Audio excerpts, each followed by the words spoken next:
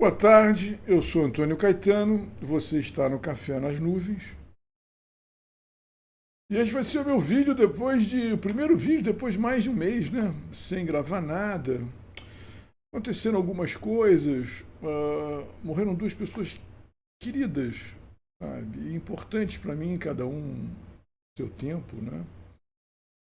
E mas foram mortes muito bonitas, né? Foram pessoas que morreram com uma idade já avançada, morreram em casa, cercado dos filhos, sem dor, sem agonia. Né? É uma graça, né? Uma graça divina, né? Uma felicidade de qualquer forma, né? Acho que é mais ou menos como todos gostariam de morrer, né? Velhos, cercados de amor e sem sofrimento. Né? Mas isso sempre deixa a gente abatido, assim, de algum modo, não é? Apesar desse sentimento que me deu, um sentimento de felicidade, assim, né? De gratidão também, né? Gratidão a Deus por ter concedido essa graça a pessoas que eu acredito que de fato mereceram. Né? Acho que até aqui agora pensando improvisadamente, né? Acho que tinha uma característica, às vezes, uma ou outra coisa semelhante. Eu acho que talvez a disciplina, a obstinação, a disciplina, né? Um mais, outro menos, até carinhosa disciplina, né? Sabe? Obstinada, a obstinação amorosa, né? Enfim, e a gente tive até a oportunidade de assistir a uma missa em latim, em corpo presente, que eu nunca tinha assistido uma missa de corpo presente, não sabia como era, e foi rezada em latim, muito bonito, né? O padre fez um sermão muito rápido, destacando esse aspecto, né, da importância da beleza para a salvação, né, das almas. Enfim, né, isso enfim, é um clássico da filosofia, né, essa, essa aproximação, né, ou entre verdade, beleza e perfeição, né? Assim, então, onde há verdade, a beleza, e onde há beleza, a verdade, né? É um pouco a ideia, né? Isso a gente percebe na vida, inclusive. A gente percebe, inclusive, na vida. Então foi muito bonita essa cerimônia, quer dizer, e, enfim, isso leva a gente, às vezes, a pensar também um pouco na própria vida, né? E no tempo que nos resta. Isso não é uma coisa muito comum quando a gente tem, sei lá, menos de 60 anos, eu diria. Mas dessa idade a gente já começa a pensar um pouco mais nisso. Né? Isso foi um lado. Eu acho que também uma coisa que tem me deixado muito perplexo. Eu tinha. Já tem mais de um ano que eu criei esse canal. E a minha intenção, quando eu criei esse canal, não era polemizar, não era primeiro falar, cair, digamos, nessa uh, polarização que tomou conta dos espíritos e dos meios, né, de expressão. Né? Uh, Polarização no sentido geral, não só da política e da política nacional, é tudo. Né? E aí eu também não queria, e isso implicava também para mim em eu não. Eu gosto de falar sobre filosofia, mas não, não polemizar com ninguém, assim. É porque, quer dizer assim, eu não sou uma figura pública, eu acho meio um pouco tolo uma figura anônima polemizando com figuras públicas. Não faz muito sentido, não é? Basta eu falar aquilo que eu acho a respeito de certas coisas e é suficiente, né? para que as pessoas entendam o que eu quero dizer. Eu não, o que eu quero dizer não implica, não se funda na negação de ninguém propriamente dito. Né? Pelo menos assim, ninguém viu fisicamente ali, um professor aqui. Eu, quando falo, eu não sou um kantiano, enfim, né? Nem um platônico, por exemplo. Enfim, eu tenho minhas posições em uma série de fatos. E é isso que eu tento dividir com as pessoas. Né? Mas para dividir isso, eu não preciso me contrapor a ninguém. Né? E era esse espírito que eu estava tentando manter aqui, mas pô, as coisas estão indo numa direção. Né? E aí eu queria evitar também de falar de política, etc. Mas aí agora nós estamos numa situação realmente complicada, porque, por exemplo, falando desse meu tempo, meu mês de silêncio aqui, o espaço todo foi ocupado pela posse do Trump, né? Pelas atitudes dele. Né? Agora mesmo a gente está vivendo esse súbito, né? E veloz desmonte da Europa, ou da União Europeia, assim, da OTAN, enfim, do que a gente concebia, né? Como uma Europa. Né? E que está sendo, digamos, arruinada, né? Posta em ruínas, desmontada aqui na nossa frente e com uma rapidez enorme. Né? Um negócio assustador. Ao mesmo tempo, o Papa, ao que tudo indica, né? Está morrendo. Né?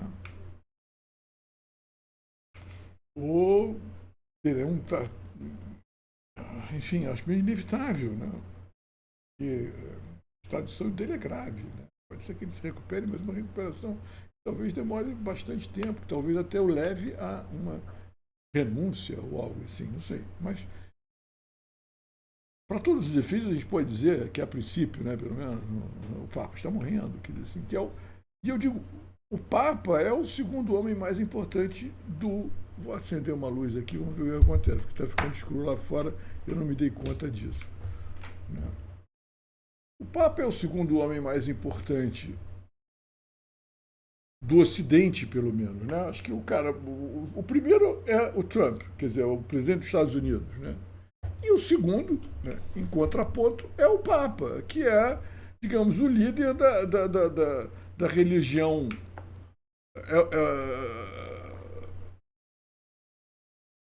mais unificada, vamos dizer assim. Né? Assim, a gente tem a cristandade, que caracteriza o Ocidente. Né? A cristandade, ela dividiu-se ao longo desses 2000 anos em protestantes, evangélicos, ortodoxos, etc. Mas o corpo que se manteve mais unido e que, portanto, tem em torno de si o maior número de fiéis é a Igreja Católica. Né? Sei lá, 1 bilhão e tanto de sei lá quantos. Né? E que tem como liderança o Papa. Né? Então o Papa, apesar de tem aquela célebre pergunta atribuída ao Stalin, né, que, sei lá, o Papa, como é que o Papa vai reagir a isso, etc, etc. E o Stalin respondeu, mas quantas divisões o Papa tem de exército?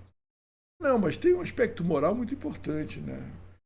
Então, e aí eu acho, assim, eu especulando, eu gosto dessas especulações geopolíticas, etc, etc.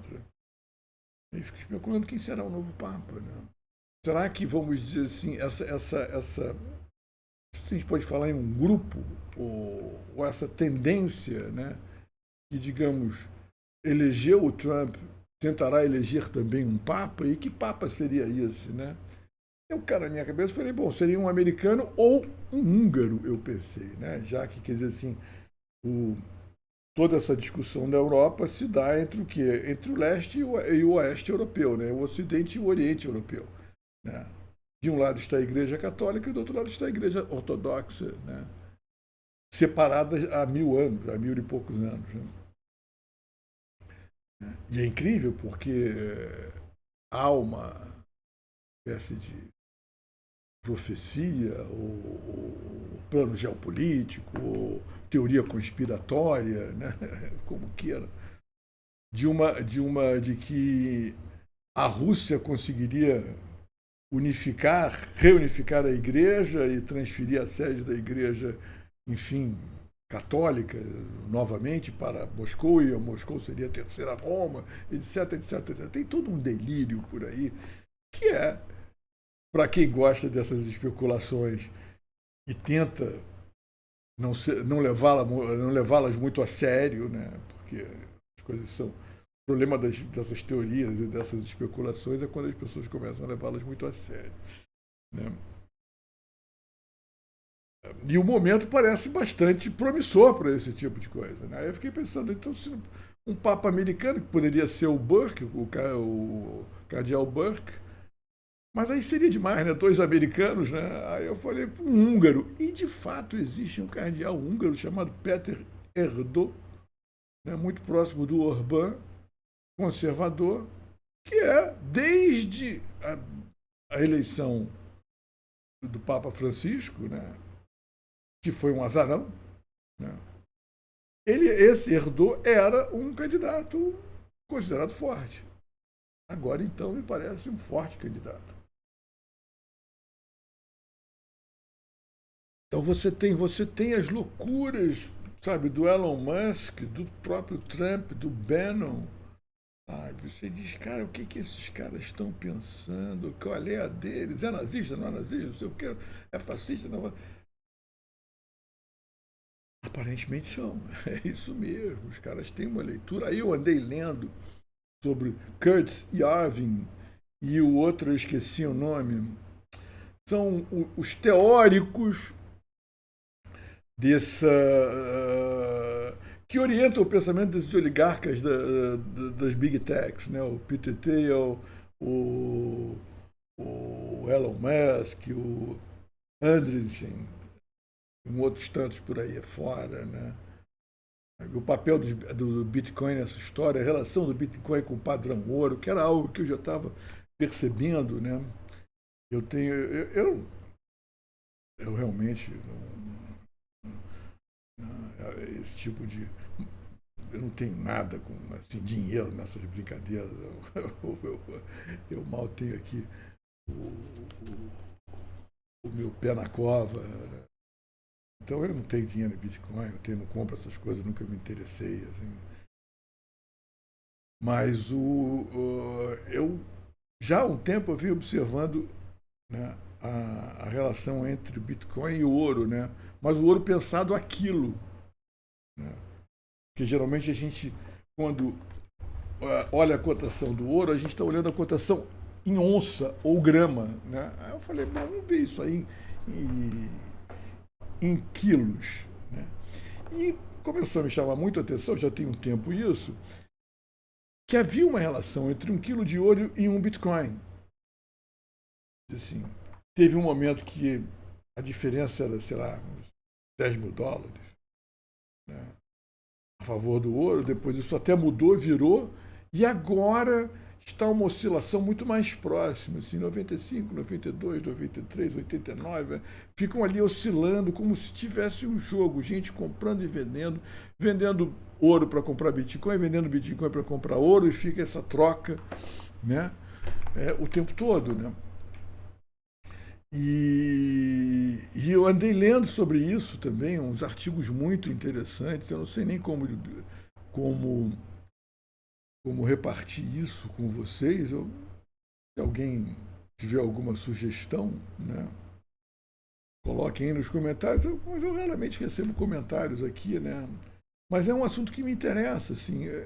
Sabe? Aí eu tenho lido um pouco sobre isso, que eles chamam de tecnofeudalismo, sabe? Criptomoedas, padrão ouro, esses pensamentos, essas filosofias que orientam esses caras. Kurtz Yarvin e o outro esqueci o nome, depois eu lembro. Ned. Enfim, e que é uma loucura, porque mistura tudo, mistura Marx, Deleuze, mistura, sabe, Mussolini, cara, é um saladão, sabe, é um saladão, uma novidade. Aí você fica vendo aí é que entra a minha falta de vontade de comentar, mas é inevitável. O clube dos carequinhas aqui, que domina um pouco o cenário da filosofia pública no Brasil, né, que eu chamo de o clube dos carequinhas, né? Porque é tudo carequinha, ninguém são tão vaidosos que são incapazes de assumir a própria calvície, né? E é tudo, o pessoal ainda tá naquela de que Kant, de que Hegel, não sei o que, e o iluminismo, e, pô, cara, meu Deus, além de profundo, terrivelmente cafonas, né? Terrivelmente cafonas, ou se vestem como se fossem uns adolescentes, ou se vestem como se fossem uns cafetões do vitoriano, enfim, um negócio horroroso, sabe? E ninguém fala sobre esses caras. Eu não vejo ninguém falar. Tem umas figuras interessantes, uma figura que eu acho até bastante interessante, apesar de também seguir nessa linha e também ser um carequinha. É um negócio impressionante. Mas que eu gosto, eu respeito mais, assim, né? Até pela proximidade dele com um cara que eu gosto muito, que é o Bento Prado Júnior. Que eu também não sigo, não é minha linha de pensamento, assim. Tá?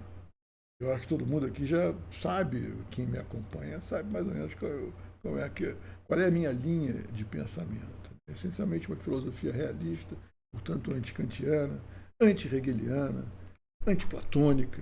Né? A minha linha, enfim, se eu tivesse que traçar uma linha, ela tem Aristóteles, Descartes numa ponta, Wittgenstein, por exemplo, são pessoas que eu acho interessantes e respeito por aí. E aí, daí em diante, vai embora. Eu acho que a gente tem, sabe? Aí eu até queria falar, não sei se vai dar tempo, já tem 16 minutos, sabe? Que é outro ponto, sabe? Que é outro ponto que também me chamou a atenção, que foi esse novo chip que apareceu aí, que já lida com um quarto estado da matéria. Olha que interessante, né? O que seria esse quarto estado da matéria? É a virtualidade. A virtualidade começa a ganhar materialidade e funcionalidade.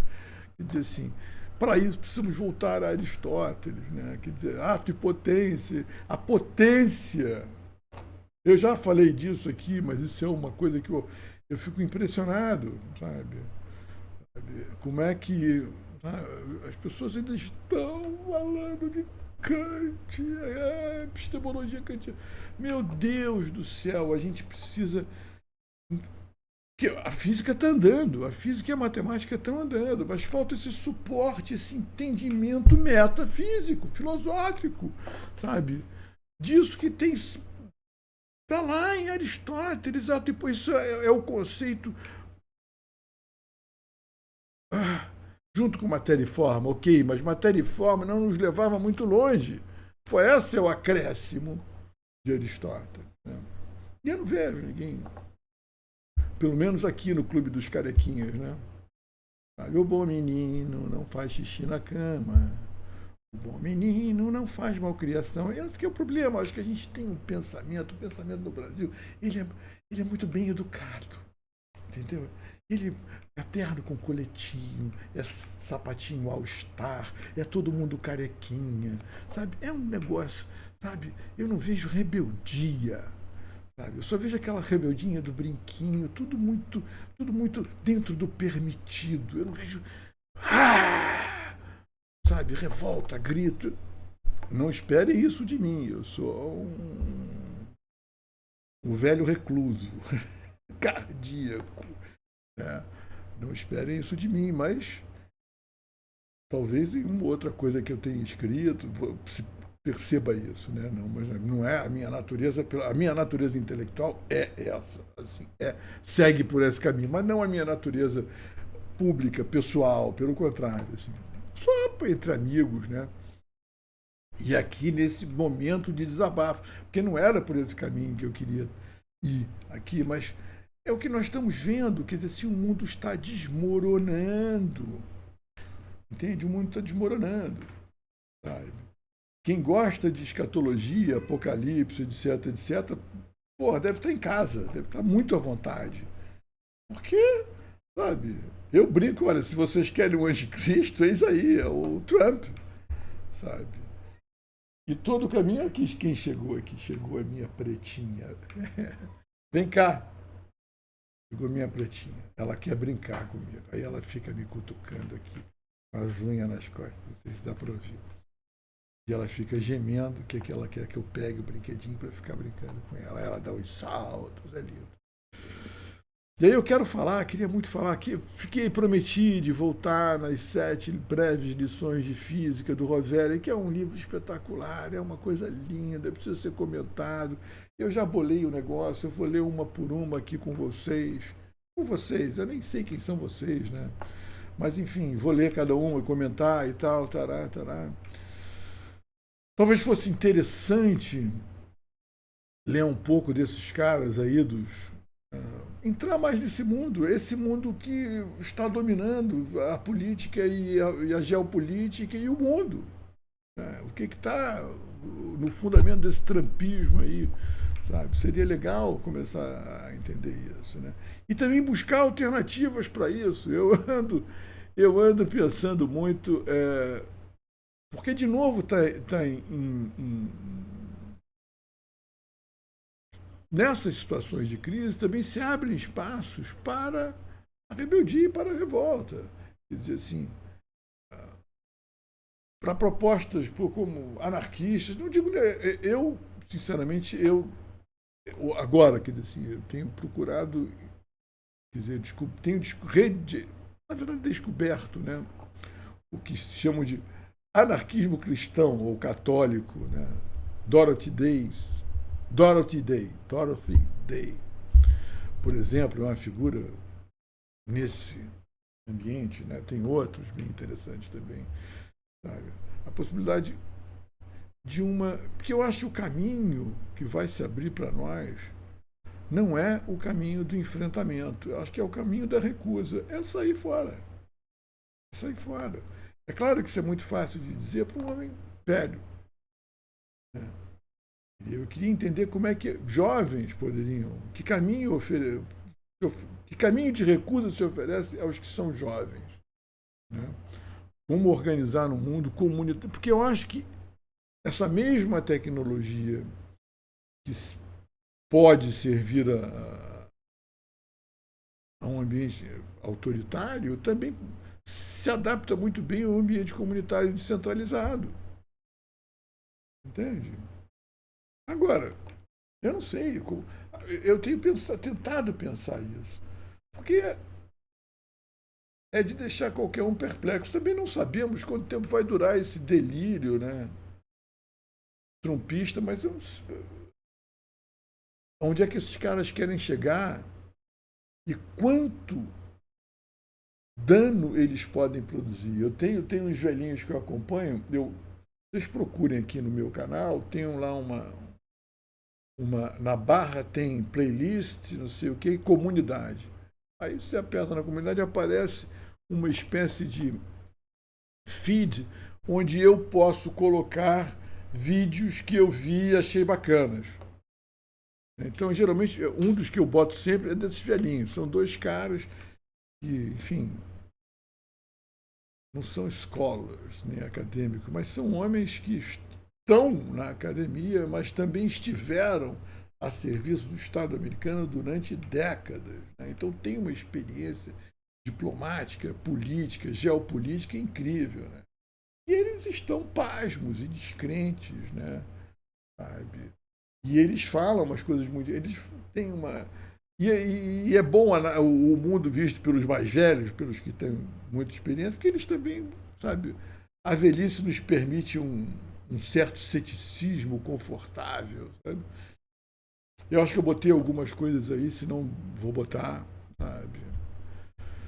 Então há uma preocupação, essa preocupação é minha também, mas não só minha, né? Enfim, é do mundo inteiro, né? Compreender o que fazer, o que está acontecendo e o que fazer, né? Aí também é engraçado, por conta disso tudo, eu acabei vendo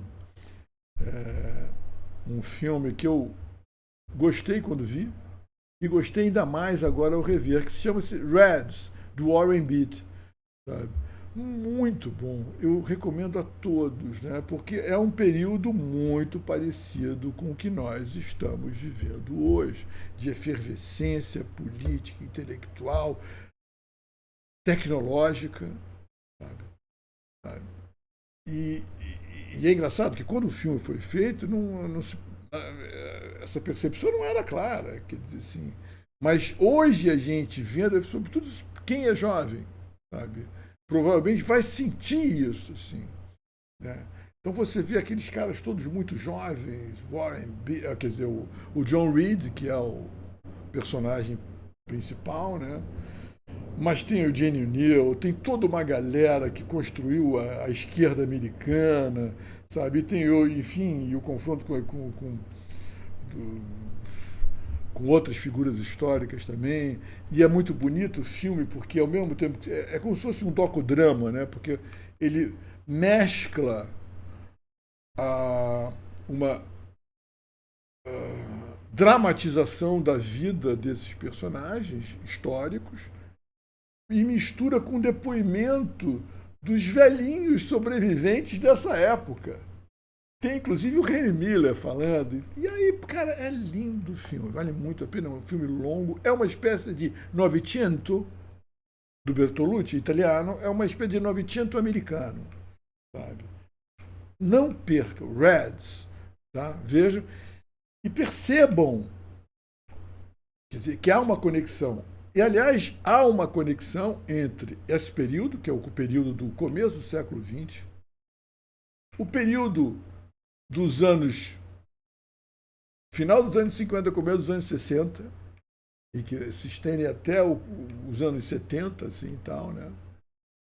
E agora o período que nós estamos vivendo. Quer dizer, esses três momentos eles têm algo em comum, que é essa efervescência ao mesmo tempo intelectual, econômica, tecnológica, política, geopolítica, sabe? E essa, é claro, evidentemente, quando você vive um tempo como esse, você há uma indefinição no ar que pode ser assustadora, mas é também muito estimulante, né? Leva a gente a querer entender, a querer pensar, a querer descobrir, há a evidente percepção de que alguma coisa está acabando inevitavelmente, coisas estão morrendo. E não há, evidentemente, nada que se ponha no lugar. O que virá? É isso aí. Acho que vale muito a pena ver esses, esses, esse filme, né? E é pensar um pouco sobre também, tentar ler sobre essa época, entender. Porque hoje a gente fala, não, porque a esquerda, não sei o quê. Mas aqui, essas pessoas do Reds estão vivendo o momento em que a Revolução Russa está acontecendo. A gente hoje, quando fala na Revolução, a gente pensa na decadência e no fim, a gente pensa numa coisa que acontece depois de Stalin. Mas a emergência daquilo, naquele momento, durante uma. Cara, é espetacular. Greves acontecendo no mundo inteiro, os trabalhadores sendo exploradíssimos, sabe? As greves acabavam, ninguém chamava a polícia, o patrão chamava a polícia batia no grevista, sabe? Era uma loucura, as pessoas morriam, havia massacres, sabe? Não era brincadeira. Sabe? Depois virou o que virou, que nós sabemos, mas é preciso a gente entender o começo dessas coisas. É muito bonito. Né? E precisamos nos livrar um pouco do clube do carequinha. Eu estou dizendo o seguinte: olha, que iluminismo, meu amigo, que iluminismo, iluminismo, iluminismo. Meu iluminismo é o hippie, são os hippies, são os punks. Esse é o meu iluminismo. Sabe? O meu, e eu acho que da galera que está aí, por acaso, me assistindo. Sabe? Que iluminismo, iluminismo. Que iluminismo, rapaz. A gente tem que. O que está mais próximo de nós hoje é esse espírito, o espírito dos hippies, dos punks, essas pessoas, sabe? 30 minutos é muita coisa. Eu estava com saudade de falar, assim, às vezes eu acho que eu não tenho muito o que dizer, né? Eu fico vendo aí, nunca tem comentário nenhum, acho que ninguém nunca assiste isso até o fim. Quem sabe o dia alguém chega até o fim e aplaude, né? Mas é isso, obrigado aí pela atenção. Prometo publicar mais coisas, fala menos, né? Porque meia hora, ninguém atura ninguém meia hora. É isso, beijos e abraços.